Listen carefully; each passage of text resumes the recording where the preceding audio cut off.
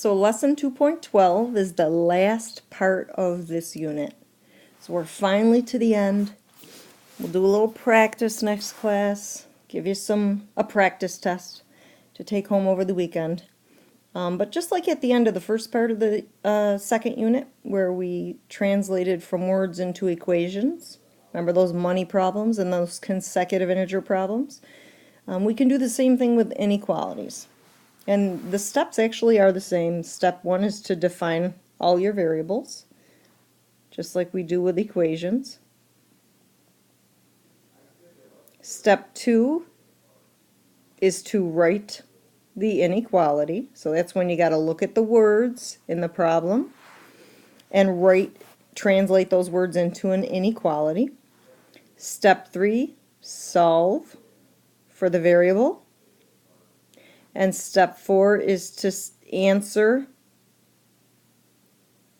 the question or graph on a number line, depending on what the directions tell you to do.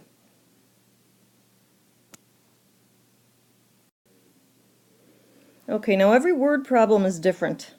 Okay, these are just a few types that you may come across.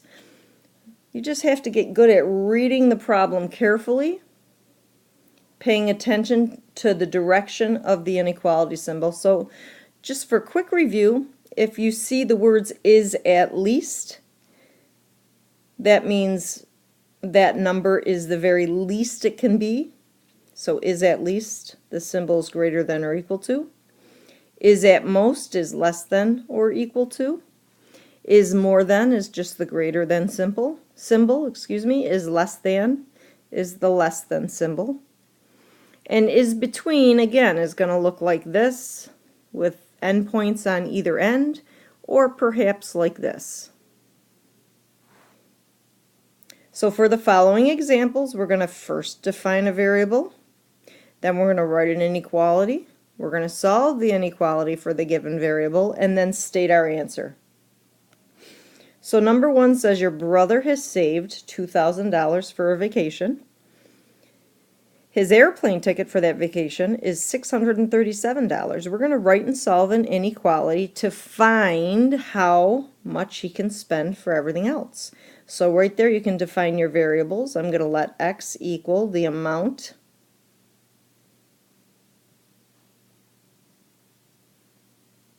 he can spend on everything else.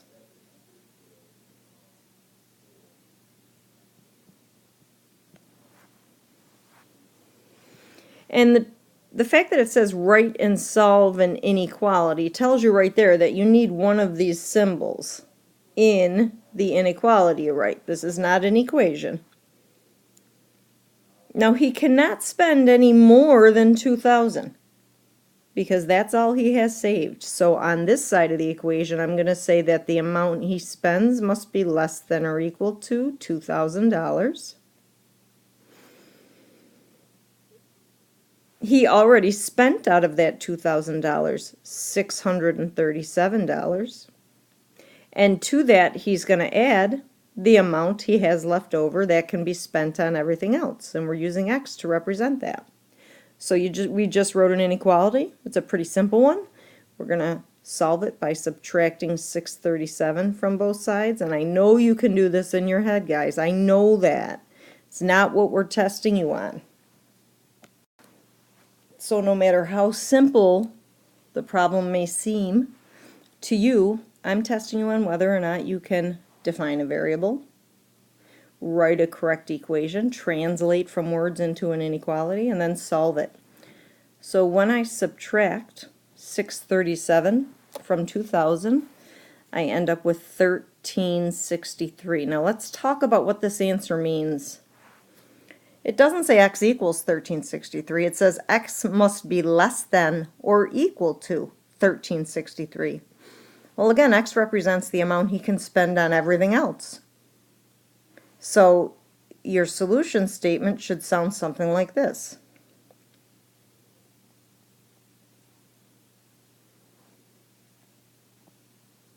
He can spend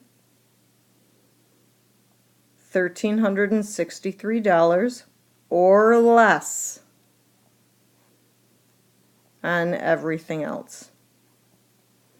Now sometimes they'll say, what is the greatest amount that he can spend on everything else? Well, since the amount he can spend on everything else must be less than or equal to 1363, if it were to say that, if it were to say what is the greatest amount he can spend on everything else, you would say 1363, because that's the highest x can be.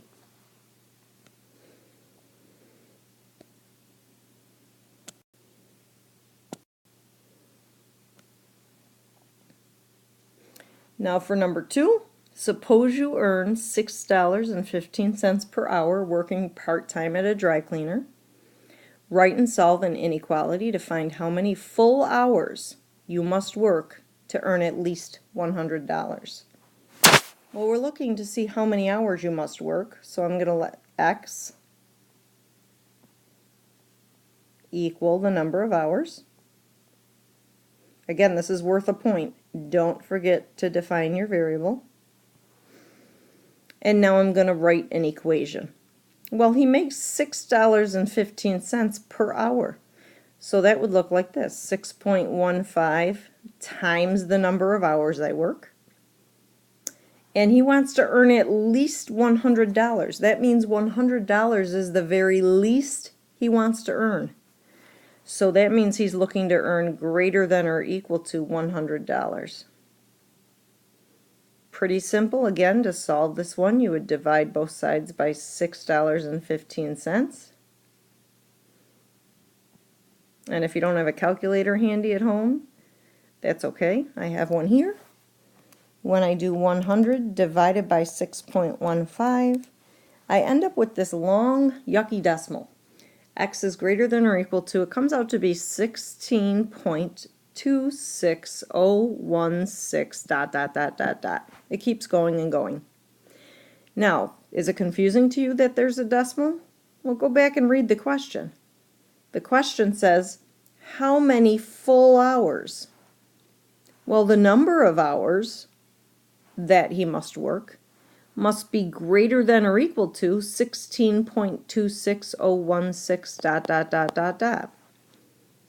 Well, if we're looking for the number of full hours, we can't go with 16 because 16 is not greater than or equal to 16.26 ... So that means the number of full hours that would meet this law here, because this law says that the number of hours to make at least $100 must be greater than or equal to 16.26016 ... Well, that would make the lowest number of hours this person can work 17 hours. Because 17 hours is a full number of hours, and it's also greater than or equal to 16.26 ...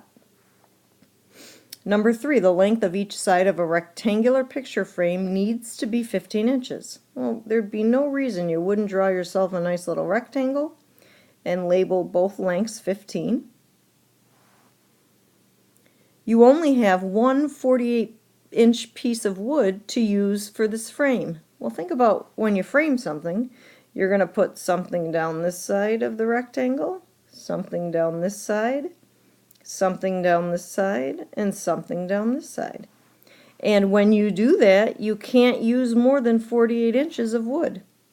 Write and solve an inequality that describes the possible widths for this frame. So we're looking for the width.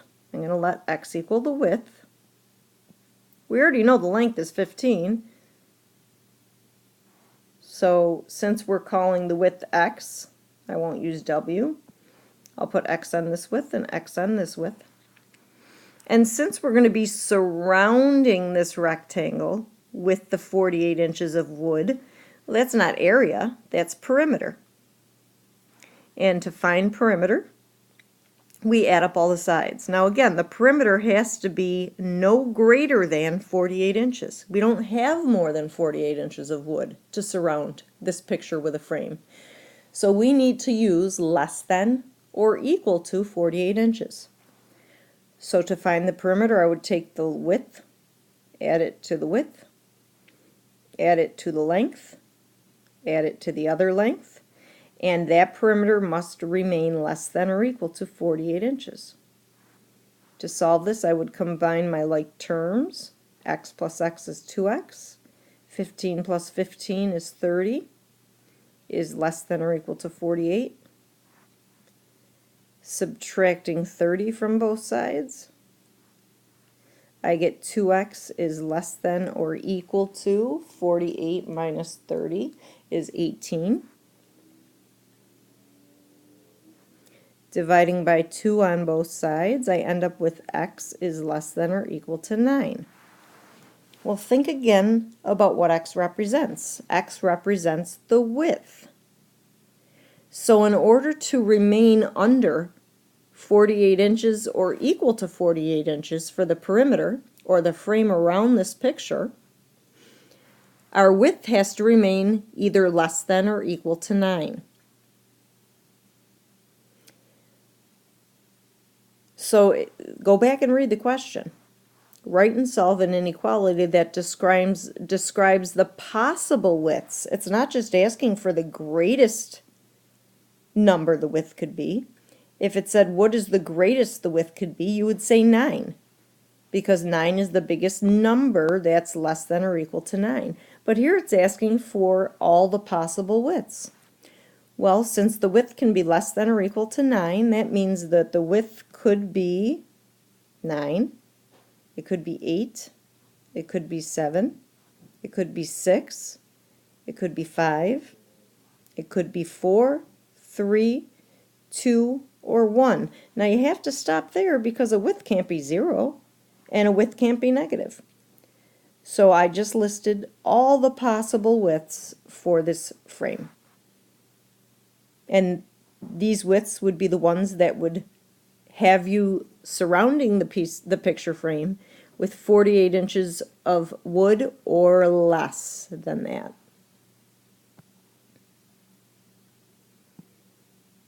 All right, a couple more. Susie has designed an exercise program for herself.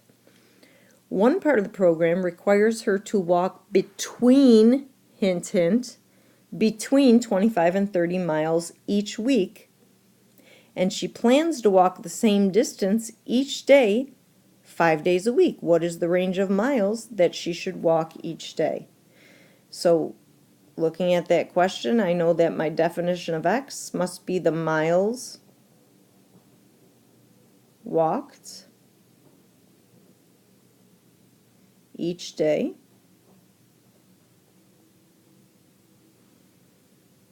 Well, on the low end, she wants to walk 25 miles in a week. On the high end, she wants to walk 30 miles per week.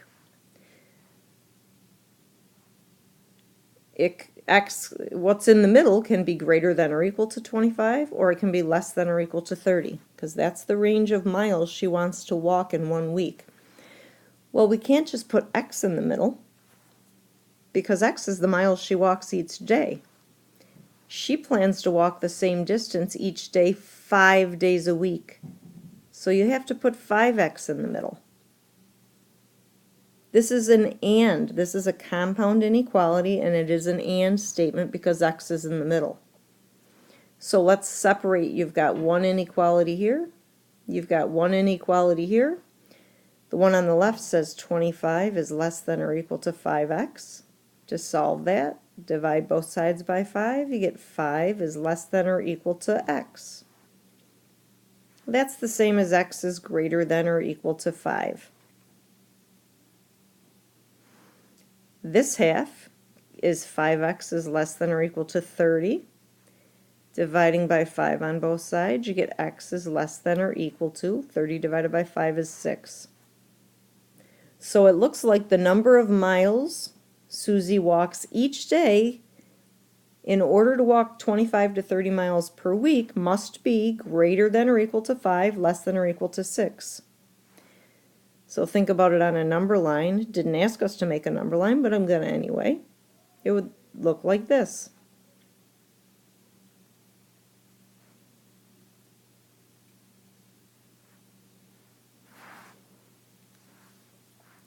And number 5, we can even do consecutive integer problems.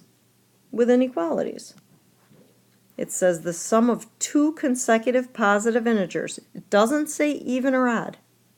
So that means the expressions we're going to use are x and x plus 1. It's just plain old consecutive integers, and we better hope that they come out to be positive, because that word there is there.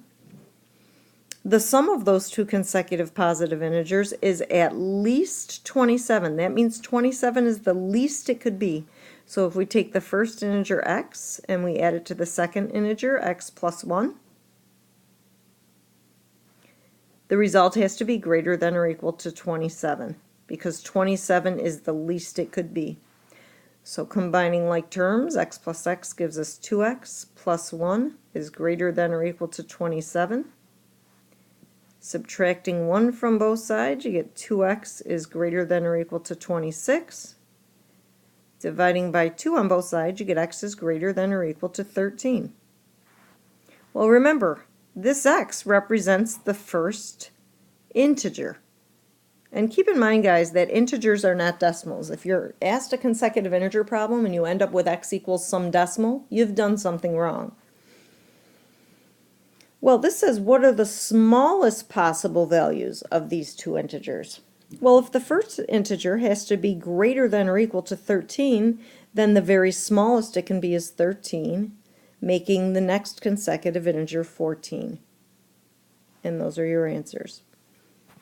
So those are just some simple examples. When you come into class next time, I'm going to give you some that are a little tougher. You will have a couple of word problems on your test next week. So have a good night, get a good night's sleep, and I'll see you next class.